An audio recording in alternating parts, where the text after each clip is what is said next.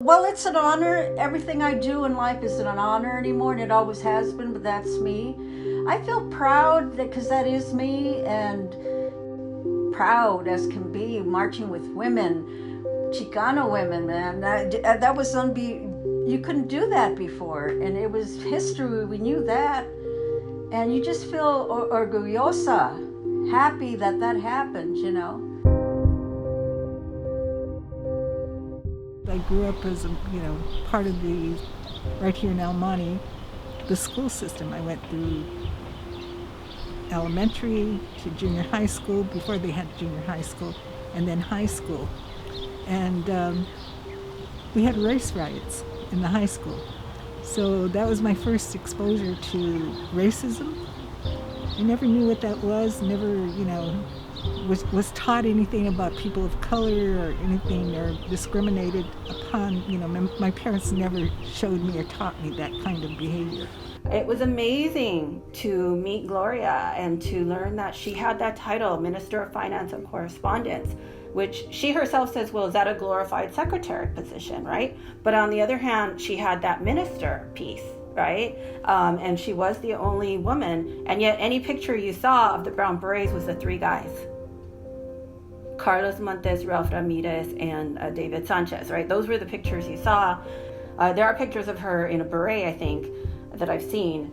And I met David Sanchez, David Saucedo, David Torres, Ralph Ramirez, Carlos Montes, who became the ministers of the organization.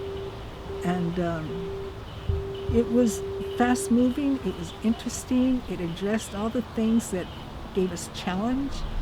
And, for the first time, youth were speaking up. It was always adults that had handled those kinds of things very properly.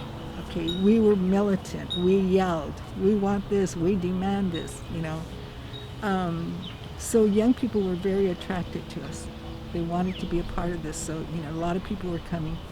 And I have to say, when the Brown Berets were in full swing, the gang activity had stopped in East LA.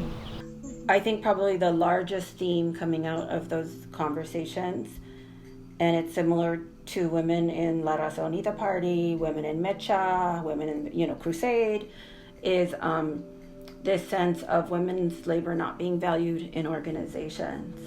And that came up specifically in the Brown Berets around the free clinic. Once we got going, we got the free clinic going. We were always at protests, meetings galore, but we were not asked to go to a lot of meetings. It was always the men going to the meetings. Gloria, I think she had been manager of the free clinic, and it was according to hers, I remember it, that David said, you run the clinic. So he handed it to her, which obviously indicated some sense of her capability in organizing.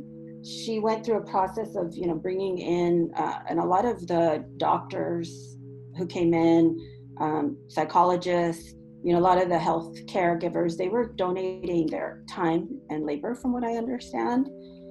And, she coordinated that. And it was the Chicano Brown Berets who were really doing the work. We had established a really family-oriented clinic. And to get to that clinic, we had to go and knock on doors around the community, around the free clinic, and tell them, hey, we're going to have this clinic, it's free. Nobody ever heard of getting free services from a clinic, over there. They would open the door, they would be afraid of us, and we weren't in uniforms, we didn't wear our berets, we just went in our street clothes, and we knocked door to door,